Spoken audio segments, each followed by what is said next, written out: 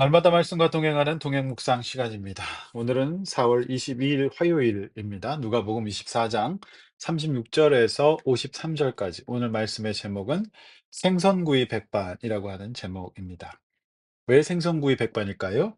부활하신 예수님께서 구운 생선 한 토막을 드셨기 때문이죠. 예수님의 최애 메뉴가 아니었을까 싶습니다.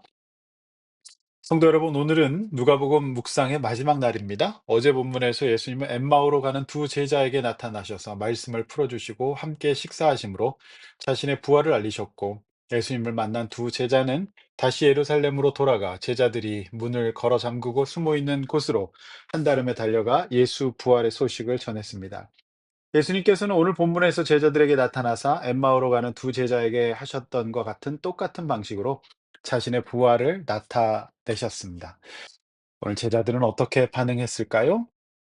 36절입니다. 이 말을 할 때 예수께서 친히 그들 가운데 서서 이르시되 내게 평강이 있을지어다.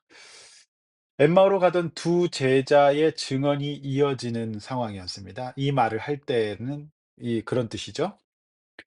바로 그때 예수께서 자신을 버리고 도망한 제자들이 모여 있는 그곳에 나타나셨습니다.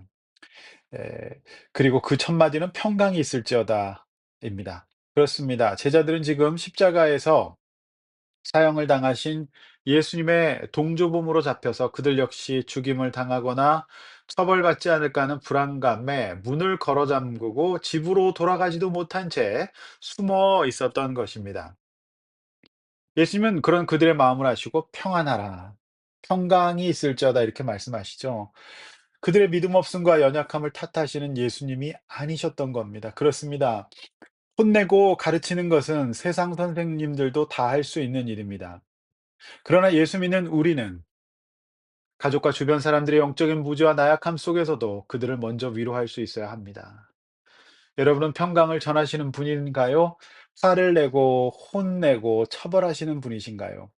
저 역시 이 본문을 묵상하면서 누군가의 연약함을 품어주는 평강한 평강을 전해주는 그런 목회자가 되어야 되겠다는 적용을 해 봅니다. 37절 그들은 역시 놀라고 무서워하여 그 보는 것을 영으로 생각합니다. 예수님의 부활을 육체의 부활이 아닌 일종의 환영 또는 육신이 아닌 영적인 부활로만 받아들인 겁니다. 38절 예수님의 말씀처럼 그들은 참으로 의심이 많고 믿기를 더디하는 자들이었습니다.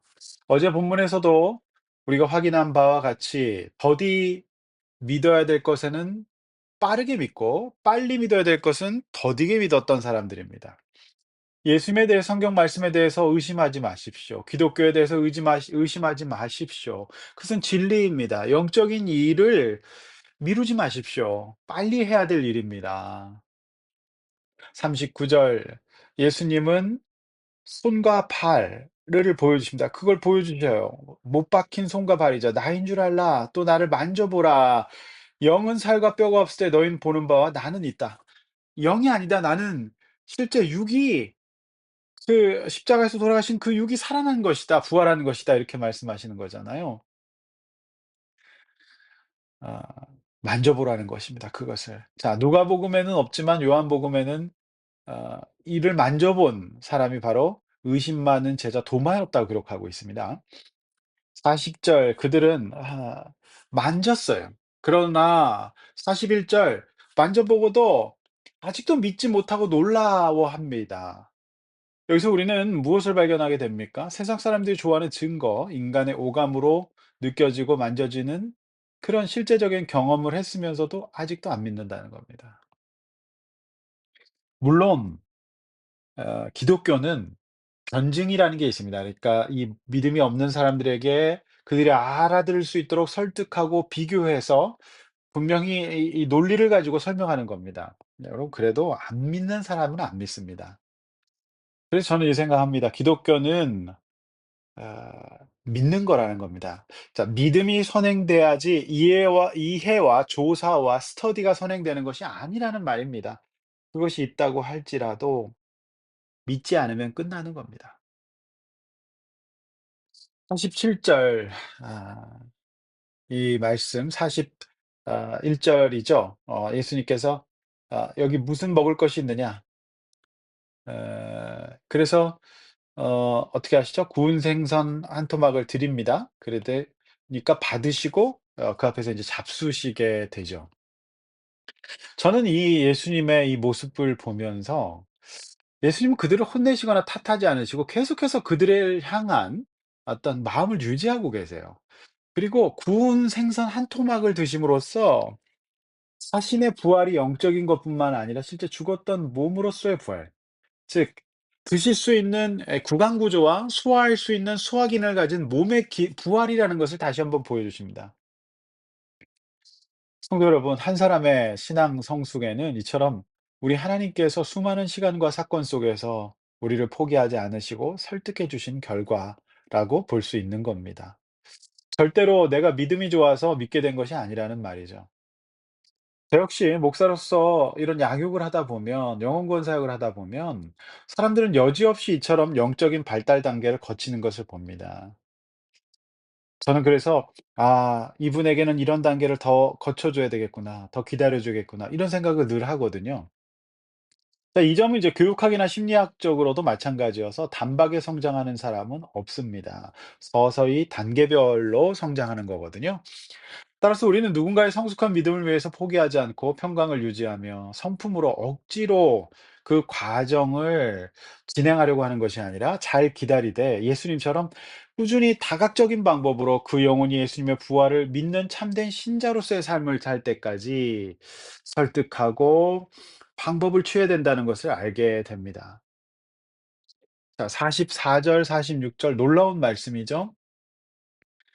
자, 엠마오로 가는 두 제자에게 그러셨듯이 예수님은 그들이 보고 느낄 수 있는 부활의 증거를 보여주시고 거기서 그치지 않고 모세 율법과 선지자의 글과 시편에 나를 기록된 모든 것을 설명해 주시고 성경을 깨닫게 하십니다. 그렇습니다. 그 말씀을 풀어서 설명해 주시는 거죠. 그러니까 증거만 보여주시는 것이 아니라. 그러니까 성도 여러분, 하나님의 사람은 참된 신자라고 하는 것은 역시 성경의 사람이 되어야 됩니다. 따라서 하나님의 교회에는 말씀이 중심이 되어야 되고요. 목회자 역시 가장 중요한 것이 말씀을 선포하고 가르치는 사람이 되어야 할 겁니다. 강단에서 복음이 흘려 넘쳐야 될 겁니다. 무슨 이벤트가 중요한 게 아닙니다. 그래야 이 사람이 변할 수 있거든요. 신앙이란 무엇입니까? 신비스러운 체험과 기도, 감동적인 찬양, 성실한 봉사 다 좋습니다. 그러나 참된 신앙에 있어서 가장 중요한 것은 언제나 말씀을 붙잡는 겁니다. 말씀을 배우고 깨달는 겁니다. 매일 말씀을 묵상하며 교회 생활에서 가장 중요한 시간이 말씀 듣는 시간이 되어야 할 겁니다. 말씀으로 양육받는 일을 소중히 여기고 그 기회를 놓치지 말아야 한다는 겁니다. 그래야 두려움과 의심이 사라지는 겁니다. 머리로만 아무리 증거를 보려고 해도 안 됩니다. 내 영혼, 내 마음이 변하는 것은 하나님의 말씀이 들어가야 되는 것입니다. 뿌리가 깊어지는 것이죠. 성도 여러분, 내일까지 매일 성경 말씀 묵상을 위한 매일 성경 5월 6월호 신청 마감입니다. 오늘 이 말씀을 들으시고 적용하실 것을 찾으신다면 다른 것 아닙니다. 멀리 보지 마시고 5 월부터는 큐티책 잘 받으셔서 신청하셔서 날마다 말씀을 묵상하고 하나님 말씀 안에 거하기를 작정해 보시기를 바랍니다. 그것이 바로 두려움과 걱정에서 해방되는 길일 겁니다. 동행 묵상 방송도 올라올 때마다 시간을 내어 경청하십시오. 그리고 공예배인 수요 큐티 예배 제가 수요일 본문 갖고 열심히 복음 전해 드립니다. 그리고 주일 예배 강해 설교를 제공해 드립니다. 이런 것을 집중하고 경청하는 것은 두말할 나위도 없는 거죠. 그래야 우리의 삶 가운데 있는 두려움과 무서움과 혼란이 정리되는 겁니다. 예수님이 그렇게 하셨어요. 그런데 이 말씀이 없이 그냥 어 만져보고 뭐 이해하려고 하고 그다음에 뭐 같이 뭐 식사하고 보는 거 이것도 중요하지만은 제일 중요한 건 말씀이에요.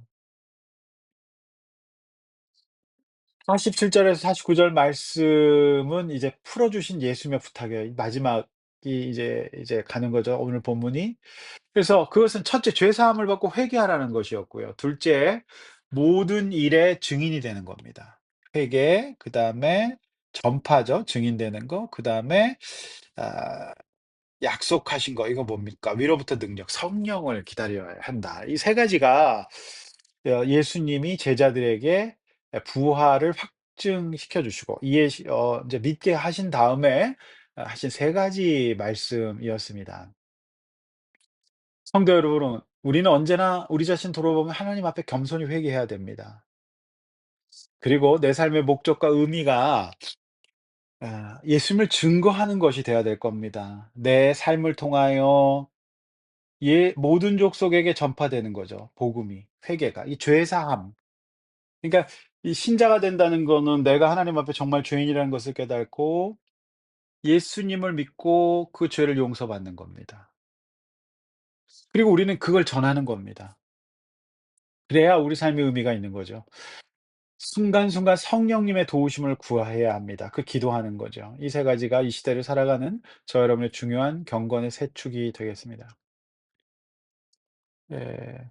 50 절 53절 마지막 문단이죠. 예수님은 제자들을 축복하시고 승천하십니다. 이제 그분은 그 모습 그대로 그때와 시는 우리가 모르지만 다시 오실 겁니다. 이제 예수님의 부활을 믿게 된 제자들은 이전의 두려움을 떠나가고 다시 예루살렘으로 돌아가 이제 하늘에 올라가셨고요. 경배와 큰 기쁨으로 돌아가서 하나 성전에 찬송합니다. 두려움 없어졌습니다. 예. 무서움 없습니다. 죽으면 죽으리라 이런 담대한 마음으로 다시 성전에서 하나님 찬송하는 거거든요.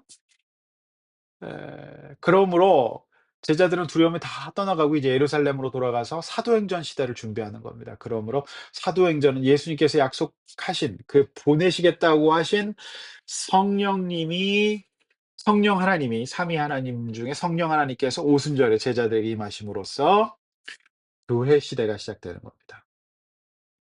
성도 여러분, 성령님이 저와 여러분에게 함께 하십니다. 그때 오신 성령님 지금도 저와 여러분과 함께 하십니다. 그러므로 지금 이 시대는 성령의 시대입니다. 성부 하나님의 시대, 성자 하나님의 시대, 성령 하나님의 시대로 넘어간 겁니다. 오늘 하루도 우리 각자의 예루살렘으로 돌아가 두려움을 떨치고 날마다 하나님을 찬송하며 주님의 성령님의 도우심, 주의 성령을 님의 도우심으로 오늘 살아가는 힘찬 하루, 용기 있는 하루 되시기를 주님의 이름으로 축원합니다. 기도하겠습니다. 성령님, 우리 모든 성도님들과 오늘 함께하여 주시옵소서. 두려워하지 말게 하시고 우리 각자의 예루살렘이 두렵고 무섭고 피하고 싶은 것일지라도 예수 믿고 담대하게 성령님의 능력으로 말미암아 우리 회개하고 우리 증인 되기 위하여서 또 성령님의 힘을 힘입어서 힘차게 능력 있게 찬송하며 복음 전하는 오늘 하루 되게 하여 주시옵소서. 예수님의 이름으로 간절히 기도하옵나이다. 아멘.